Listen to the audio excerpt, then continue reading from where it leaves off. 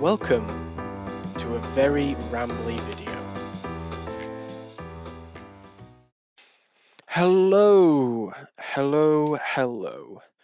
Welcome back to the PP Podcast channel. Doing something a little different today, though. It's just James. Matty's not about, and I wanted to talk to you about some upcoming videos, something we'd been planning. So we thought we'd each run through our top 10 favorite video games. Very BuzzFeed, I know, but we love the games. We love games generally, but there's some games in particular that stand out for us, and we really want to kind of talk about them. So this video is kind of just going to explain some of my thinking behind the top tens. That way I can upload, just maybe a shorter, less bloated video for each of those games where I can jump right into why I love them, and why I think they're the best of all time. And this video can just be a little bit more rambly, just probably going to be less effort put into the final production. I'll just do some sketches and put up basically a slideshow. Whereas the top tens, I'm gonna have a go at actually editing. I've heard of compositing. Gonna actually give it a go, rather than just static backgrounds. But yes, top 10 video games. Now, this is my personal list. It's going to be just my opinion. Don't expect it to line up with top sellers or with general critics, although there'll probably be a few that you recognize. No spoilers, not yet anyway. Um, and yeah, it's very much going to be my own personal feelings towards these games. Not necessarily the games I've played the most. There's some games I've put an awful lot of time into that actually, looking back, they were just very addictive. Or, I played them an absolute ton over a very short period, and it was like a kind of a whirlwind romance, shall we say. For example, I think my most played game is probably Hearthstone. From Blizzard, it's a trading card game, and I've played so much of it. But whilst I enjoyed it when it first came out and playing it in beta, over time it just got worse, and it got to the point where I played it a lot but didn't enjoy the time I was putting in. So a game like that, probably up there, if not my most played, certainly in my top 10 most played, is not going to be on this top 10 list in terms of my favorites, the ones I most enjoy. Which is fine, that's the way I'm doing the list, and that's the way it is going to work. So, not time played. What are the factors that are going to go in to why they're in my top 10? It's going to vary between different ones. One of the things that often puts a game up there for me, though, is interaction with another person. So, was it a game I played with my friends? Was it a game me and my brother both played? Was it a game that has sort of an online community, or that somebody, I've watched them play it a lot, and so I've got things from it outside of just playing the game. I think a great thing about video games is they can be social. There's a social element from when you're playing them, playing multiplayer, but also just chatting. You can just chat about why you love a game. Um, so those games like that have really given me something outside of just the core gameplay, those ones tend to be up there. And I suppose as well, I've done a little bit, and I've done this similarly with my top 10 films. I've done a little bit of trimming down. So if I've played a franchise and I love that franchise, or if I've played a few different similar games, rather than putting them all onto the list, I've maybe put like the prime example, or just like my favorite from that franchise, and that's where it's on the list. rather than kind of faffing around like, well, which ones from the franchise would rank? Do I give them multiple places? Yada, yada, yada. A trimmed list of games I love to play, but also love to either play with friends or talk to friends about. And then the reason I love to play them, like I said, is going to vary. Sometimes it's the art style, just it's visually beautiful or really appealing. It looks great on your screen. It looks just well designed, you know. And I tend to be more of a sucker for like the 2D graphics than the 3D in that respect. I really like a um, really stylized 2D game for the visuals. Some 3D games are absolutely beautiful. One I played recently and we chatted about on the podcast was Transistor. Or maybe if this goes out before that, maybe it's something we will chat about on the podcast. But Transistor, it's got these, it's 3D in terms of the gameplay, but it's absolutely beautiful. And I suppose as well, I love the 2D renderings. They just have basically pieces of artwork that flash up during the game. Not made it onto my top 10 list, but it was, would be a close contender. So thought I'd mention Transistor as a beautiful game. But obviously, a game has to do more than just look good. So I'll be thinking about things like gameplay. Uh, yeah, big surprise. I'm considering gameplay in my rating of a game. But how much do I enjoy the gameplay and how much frustration comes with it? Frustration acting basically as a negative, as something dragging it down. Because I think there's some really obnoxious things that games do sometimes. For example, I like challenging gameplay. There's games I like to play a game that you don't always win at, you can fail at, you have to improve. It makes it more enjoyable. Sometimes maybe you want to go in and just pass away the time, but I think a challenge, helps stimulate your brain and helps it be a bit less mindless. But then the problem is that sometimes games create that difficulty in a really negative way, either just by removing respawn points, in something like a platformer. So you have to replay the same sections over and over to get back to even the bit you found challenging. And things like this, where it's not really about challenging you or making you think, it's just about wasting your time.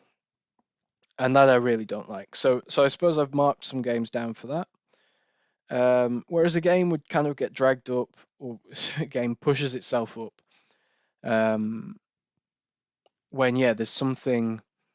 I guess the simplest way is like when I encounter a challenge and I'm stuck, how do I get past that? And I tend to dislike it when the answer to the question is just do that but better, execute it faster, just be better. And prefer games where you can try something different. Maybe there's a new strategy, a new weapon you can use, a new build, new abilities, just coming at it in a different way with the timing. That's what I tend to like.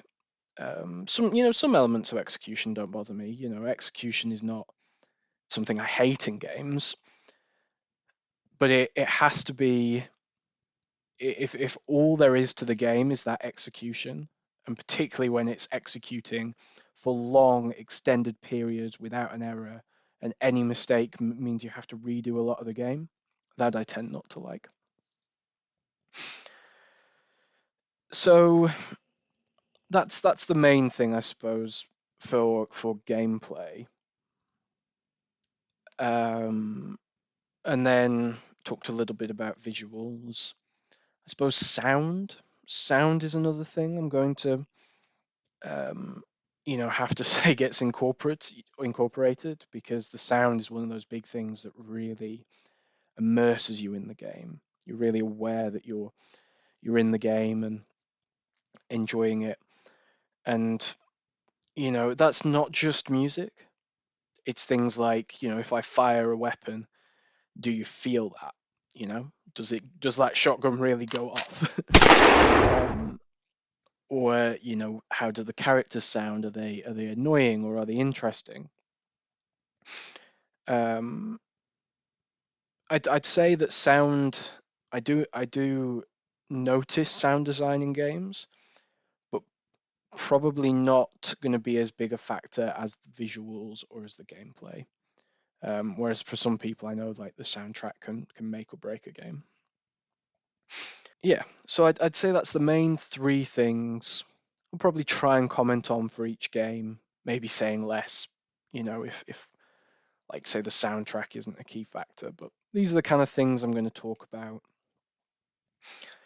Um, I guess a little bit as well. There's like the story or the narrative, which sometimes I guess is incorporated into gameplay, but sometimes story is quite separate. So I'll mention it separately. Um, I am a fan generally of stories. I love to read, I love to play games, I love to watch films, and I like to kind of invent and create stories. So sometimes it'll be about the story the game presents to you, and sometimes it's about how well the game lets you create your own story. There's the lore, but then there's also this idea of you remember your squad, your character that you designed. You really carved out your own story because sometimes I'm playing a story-driven game and I just don't care. It's I'm not. Some story games require too much of you. They take too long, they drag things out. Um, and quite a few of the games I like, the story is just kind of happens around the gameplay. It doesn't break up the gameplay itself. Or if it does, that breaking of the game is kind of minimal. Um, so yeah, that's kind of the sort of things I'll be talking about. I'm not going to do like a rating. Like if you want, there's like Backloggd, which is similar to Letterboxd, because I think Backloggd is people will be a bit less familiar with that than Letterboxd. But that's where you can list out your games that you've played and you give them a 1 star to 5 star rating. So me and Matty both have accounts on that, so you can go see what we think about the games. There'll be a link in the description. But there's a little point in me doing that for the top 10 videos because they're all my 5 out of 5 games, right? They're all top 10. Nothing's going to get less than a 5. So it's basically just going to be me gushing for probably 5-10 minutes about these games. With I don't know, I'll record some gameplay or put something up.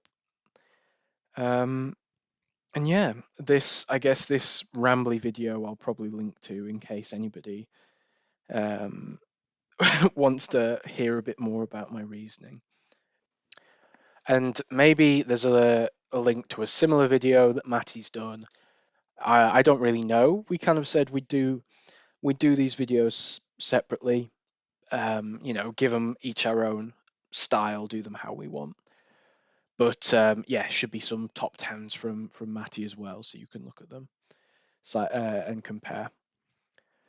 I thought as well, because I kind of know what Matty's list is going to be, and he's going to do those as well. There was a couple that of Matty's list that could have maybe pushed out one or two of the ones on mine, but I decided so we can talk about more games. Um, that helped me make my decision on my 10. I just kind of included like the very me games really. And then perhaps yeah, once Matty's up, you'll probably have an idea of which ones are the ones that I also really like. But there's not actually that much overlap. Our lists are quite different. I don't want to give any spoilers, but yeah, it's given how many games me and Maddie have played together. It's funny to see how our top 10 and what we love does diverge. I'll be interested to see if his 10 changes from the ones I'm expecting, like the tentative list. I suppose something else that would be a bit of fun is just to mention some of my honourable mentions, I suppose. Some games that I really thought about including, I really wanted to include, but just didn't quite cut it, just edged out by something else. Um, one such game is Prison Architect. It's actually kind of like a sleeper one because if you just like if I didn't know, if I didn't have Steam to keep track, it's probably one I wouldn't have thought I'd played that much. Um, but it's up there. It's one of my top played games, over 100 hours, just kind of being creative, building a prison. It's kind of mad that I managed to make that such a fun experience. So that's one that really hits like gets the creative juices flowing. And I do love it for that, but it doesn't quite crack the top 10. I haven't played it for quite a while, and I can't say it's one that tempts me to go back. I think you hit a point where you've done most of what you can do in a game sometimes. Maybe I'm unfair. Maybe I should pick it back up again and build another prison. Um, then there's a couple of other games as well. I suppose games of the moment, like for example, Among Us is real big right now, and I have been playing a lot of that. I've been really loving playing it with my mates. But in some ways, I only really love Among Us because my mates play it, and some of my friends that perhaps I otherwise wouldn't be able to game with have gotten into it, as opposed to me really loving the game and really wanting, my friends to play that. I'd quite happily, play a game of cards or move them onto tabletop simulator. I wouldn't necessarily miss Among Us. It's just that it's such a great one for facilitating that kind of social interaction. There's also some ones I kind of mentioned that, I'm going to keep this down to like one game from a franchise. So there's maybe a couple of times when, well, spoilers, there's some franchise games on my list, and like maybe one of the sequels or the original probably would have made my list as well, but I cut it just so that it doesn't take up too much of my list. And then there's perhaps a few games as well that are just like really small games, like small short experiences. Like the one that comes to mind is a game called Thomas Was Alone, which I've played. Let me think. How much of that game have I played? About 3.5 hours. So that's a real short, bite-sized experience. It's like this kind of puzzle platformer with these like weird shapes that you control. They're each like different named characters and they interact differently with the world. Um, but it's just these real short sequences. And I played that game through to 100%, and I actually really loved it. But not really a top 10 game. So I know I said playtime I haven't factored in too much, and sometimes perhaps it's unfair because some games are better because they're shorter. They're a contained experience. They didn't bloat themselves with unnecessary content. So I haven't like marked a game down for that, but I think generally my favorite games are ones that you can come back to, rather than rather than these games that are perhaps more an experience. You play it through once, you get about as much as you can out of the game, and then you don't go back to it. You remember it fondly, but you don't go back to it. So Thomas Was Alone was one of those games. There's also one I played called Indecision, which was kind of an interesting. That's definitely an experience. It's basically just you control a character and play through it. It's not really about having gameplay. It is about like a more interactive story. And then some ones as well. Like I played one called The Inner World, which was this point and click adventure. Very. I loved the art style in that game. I thought they did something really interesting. It's quite cutesy, but not one I'm now gonna come back. I'm not gonna pick that one up. I might pick up the sequel or something like that, but it's quite a contained experience. And that those examples I've given are kind of like story or level based, but there's some other ones that like the Stanley Parable or like Papers, Please. Actually, Papers, Please is quite story based. But the Stanley Parable, where you just kind of pick up and play around and see what you can discover. Perhaps a better example, an indie example, is Please Don't Push the Button, where you're kind of just you're in this bunker, there's a table in front of you, and there's a button, which is kind of just all about finding the different achievements, what can you do in that game. Real great one, I would recommend if you haven't tried it, that's a great one to pick up, but not really going to crack my top 10. An honourable mention for sure, but doesn't hold quite the same sway with me that the 10 that I'm going to talk through do. Anyway, I think that's probably enough rambling, enough nattering, and I should probably instead get on to actually creating those top 10 videos. But yeah, hopefully this serves as a nice intro, and I'll probably link to it in the top 10s, for people who want a bit of context. Cool. Well, hope you've enjoyed, and I'll catch you in the next one.